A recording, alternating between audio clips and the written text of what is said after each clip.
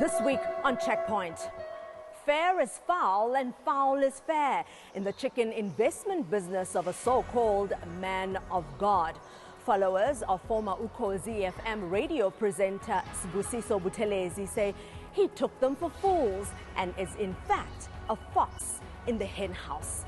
Namhlanje ngisamlindile ukuthi angifonele ukuthi angichazele ukuthi why ngingatholi imali yami. Kufanele ukuthi ibuye ekupheleni ka-August.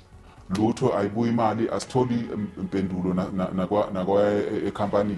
Imali yonke engiyifakile from Provident Pension Fund yami kwabombuso i-200,000. For months, Buthelezi has chickened out of facing his disgruntled investors, but he was brave enough to meet producer Harry Viti for a roasting. He invested his pension fund, and now he wants his money back.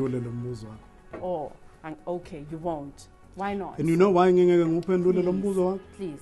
Phela, you can't just dig a hole and you want me to just throw myself into that hole. You dug the hole.